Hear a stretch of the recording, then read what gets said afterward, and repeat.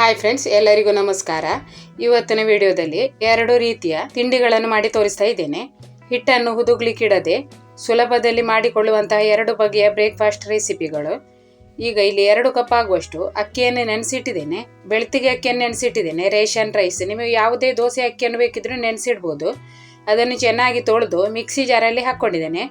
ಹಾಗೆ ಅದಕ್ಕೆ 1 ಕಪ್ ಆಗುವಷ್ಟು ತೆಂಗಿನ ತುರಿಯನ್ನು ಕೂಡ ಹಾಕಿದ್ದೇನೆ. ತೆಂಗಿನ ತುರಿ ಸ್ವಲ್ಪ ಜಾಸ್ತಿ ಹಾಕಿಕೊಳ್ಬಹುದು, ತುಂಬಾನೇ ಮೆತ್ತಗಾಗಿ ಆಗ್ತದೆ. ಈಗ ಇದಕ್ಕೆ ರುಚಿಗೆ ತಕ್ಕಷ್ಟು ಉಪ್ಪನ್ನು ಹಾಕಿ ಸ್ವಲ್ಪ ನೀರನ್ನು ಹಾಕಿ ರುಬ್ಬಿ ತರಬೇಕು. ರುಬ್ಬಿದ ಹಿಟ್ಟನ್ನು ಒಂದು ಪಾತ್ರೆಯಲ್ಲಿ ಹಾಕ್ಕೊಳ್ಬೇಕು. ನೋಡಿ, ಹಿಟ್ಟು ಈ ತರ ಗಟ್ಟಿ ಇರಬೇಕು. ಈಗ ಇಲ್ಲಿ 2 ಕಪ್ ಆಗುವಷ್ಟು ತೆಂಗಿನ ತುರಿಯನ್ನು ಕೂಡ ತಗೊಂಡಿದ್ದೇನೆ. ಈ ತಿಂಡಿ ಮಾಡಲಿಕ್ಕೆ ಬಾಳೆ ಎಲೆ ಬೇಕಾಗ್ತದೆ. ಇಲ್ಲಿ ಸ್ವಲ್ಪ ಬಾಳೆ ಎಲೆಯನ್ನು ಚೆನ್ನಾಗಿ ತೊಳೆದು ಬಾಡಿಸಿಕೊಂಡು ತಗೊಳ್ಬೇಕು. ಬಾಳೆ ಎಲೆ ಇಲ್ಲದಿದ್ರೆ ಅರಶಿನ ಎಲೆಯಲ್ಲಿ ಮಾಡಲಿಕ್ಕೂ ಆಗ್ತದೆ. ಈಗ ಒಂದು ಬಾಳೆ ಎಲೆ ತಗೊಂಡು ಅದರ ಮೇಲೆ ಸ್ವಲ್ಪ ಹಿಟ್ಟನ್ನು ಹಾಕ್ಕೊಳ್ಬೇಕು. ಕೈಗೆ ಹಿಟ್ಟು ಅಂಟಿದ್ರೆ ಸ್ವಲ್ಪ ನೀರಿನಲ್ಲಿ ಕೈಯನ್ನು ಅದ್ದಿಕೊಂಡು ನೀವು ಸ್ವಲ್ಪ ರೊಟ್ಟಿ ತರ ತಟ್ಟಿಕೊಳ್ಬಹುದು. ಸ್ವಲ್ಪ ರೊಟ್ಟಿಯಷ್ಟು ಅಗಲ ಮಾಡಬೇಕು ನೋಡಿ. ಈಗ ಇದಕ್ಕೆ ತೆಂಗಿನ ತುರಿಯನ್ನು ಹಾಕ್ಕೊಳ್ಬೇಕು. ಹಾಗೆ ತೆಂಗಿನ ತುರಿಯನ್ನು ಹಾಕಿ ಸ್ವಲ್ಪ ಕೈಯಲ್ಲಿ ಅದನ್ನು ಒತ್ತಿಕೊಳ್ಬೇಕು. ಹಿಟ್ಟಿಗೆ ಚೆನ್ನಾಗಿ ತೆಂಗಿನ ತುರಿ ಅಂಟಿಕೊಳ್ಬೇಕು. ಆ ಥರ ಸ್ವಲ್ಪ ಒತ್ತಿಕೊಳ್ಳಿ. ಈಗ ಬಾಳೆ ಎಲೆಯನ್ನು ಮಡಚಬೇಕು. ಇದೇ ರೀತಿ ಎಲ್ಲ ಬಾಳೆ ಎಲೆಯಲ್ಲಿಯೂ ಮಡಚಿಕೊಂಡ್ರೆ ಆಯಿತು. ಈಗ ಒಲೆ ಮೇಲೆ ನೀರಿಟ್ಟು ಚೆನ್ನಾಗಿ ಬಿಸಿ ಮಾಡಿಕೊಂಡಿದ್ದೇನೆ. ಅದರಲ್ಲಿ ಮಾಡಿದ ಎಲ್ಲ ಕಡುಬುಗಳನ್ನು ಇಟ್ಟುಕೊಂಡಿದ್ದೇನೆ. ಈಗ ಒಂದು ಮುಚ್ಚಳ ಮುಚ್ಚಿಟ್ಟು ಇದನ್ನು ಬೇಯಿಸಿಕೊಳ್ಬೇಕು. ಈಗ 20 ನಿಮಿಷ ಬೇಯಿಸಿಕೊಂಡಿದ್ದೇನೆ. ನೋಡಿ, ರುಚಿಯಾದ ಕಡುಬು ರೆಡಿಯಾಗಿದೆ. ಈಗ ಇದನ್ನು ತೆಗೆಯುವ. ಈಗ ಬಾಳೆ ಎಲೆಯನ್ನು ಬಿಡಿಸಿ ತೋರಿಸ್ತೇನೆ. ತಿಂಡಿ ಎಷ್ಟು ಚೆನ್ನಾಗಿ ಆಗಿದೆ ನೋಡಿ. ಇದಕ್ಕೆ ಸ್ವಲ್ಪ ಜಾಸ್ತಿ ತೆಂಗಿನ ತುರಿ ಹಾಕಿದರೆ ತುಂಬಾನೇ ಮೃದುವಾಗಿ ಆಗ್ತದೆ. ನೋಡಿ ಎಷ್ಟು ಚೆನ್ನಾಗಿ ಕಾಣ್ತಾ ಉಂಟು ನೋಡಿ. ರುಚಿ ಕೂಡ ಅಷ್ಟೇ ಚೆನ್ನಾಗಿ ಆಗಿದೆ. ಇದರ ಮೇಲೆ ಸ್ವಲ್ಪ ತೆಂಗಿನ ಎಣ್ಣೆಯನ್ನು ಹಾಕಿ ಕಾಯಿ ಚಟ್ನಿಯ ಜೊತೆ ಹಚ್ಚಿ ತಿನ್ನಲಿಕ್ಕೆ ತುಂಬಾನೇ ರುಚಿಯಾಗಿ ಆಗ್ತದೆ.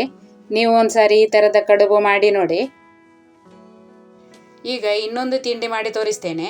ಅದು ಹುರುಳಿ ಕಾಳಿನಿಂದ ಮಾಡೋದು. ಬಹಳ ಒಂದು ಆರೋಗ್ಯಕರವಾದ ತಿಂಡಿ. ಮಕ್ಕಳಿಗಂತೂ ಕೊಟ್ಟರೆ ತುಂಬಾನೇ ಒಳ್ಳೆಯದು ನೋಡಿ. ನಾನಿಲ್ಲಿ 1 ಕಪ್ ಹುರುಳಿ ಕಾಳನ್ನು ನೆನೆಸಿಟ್ಟಿದ್ದೇನೆ.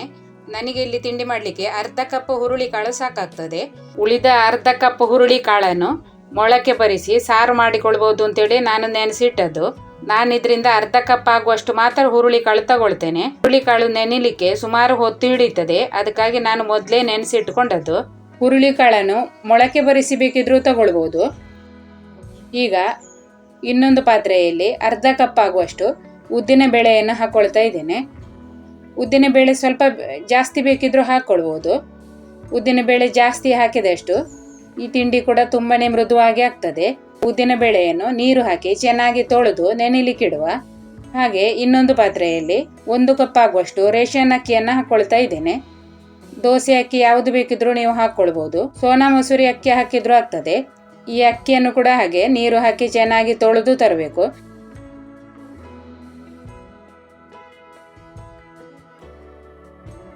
ನಾನಿಲ್ಲಿ ಹುರುಳಿ ಕಾಳನ್ನು ಮೊದಲೇ ನೆನೆಸಿಟ್ಟಿದ್ದೇನೆ. ಹಾಗಾಗಿ ನೆನೆಸಿಟ್ಟ ಹುರುಳಿ ಕಾಳನ್ನು ಹಾಕ್ಕೊಳ್ತಾ ಇದ್ದೇನೆ. ಅರ್ಧ ಕಪ್ ಹುರುಳಿ ಕಾಳು ಸಾಕಾಗ್ತದೆ. 1 ಕಪ್ ಅಕ್ಕಿ ತಗೊಂಡ್ರೆ ಅದಕ್ಕೆ ಅರ್ಧ ಕಪ್ ಹುರುಳಿ ಕಾಳು ಹಾಕ್ಕೊಳ್ಬೇಕು.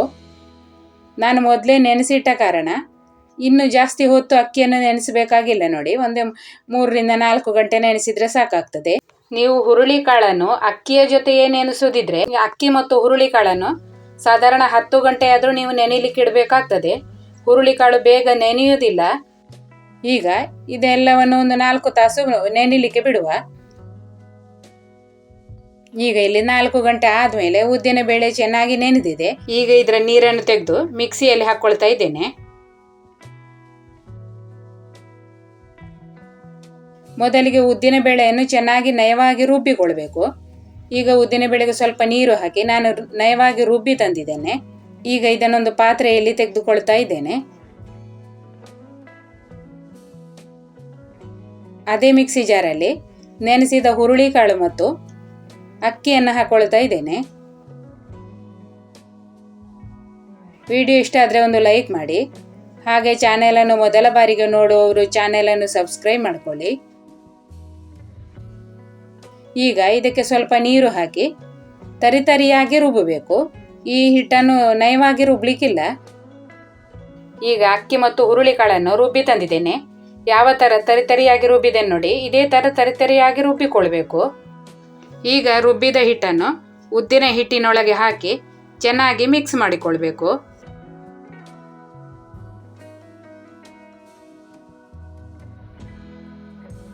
ಮಿಕ್ಸಿಯಲ್ಲಿ ಕೂಡ ನೀರು ಹಾಕಿ ಅದನ್ನು ಸೇರಿಸ್ತಾ ಇದ್ದೇನೆ.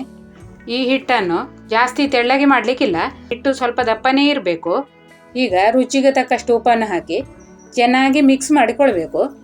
ಈ ಹಿಟ್ಟನ್ನು ಚೆನ್ನಾಗಿ ಕೈಯಲ್ಲೇ ಮಿಕ್ಸ್ ಮಾಡಿಕೊಳ್ಬೇಕು. ಕೈಯಲ್ಲೇ ಮಿಕ್ಸ್ ಮಾಡಿದರೆ ಒಳ್ಳೆಯದು.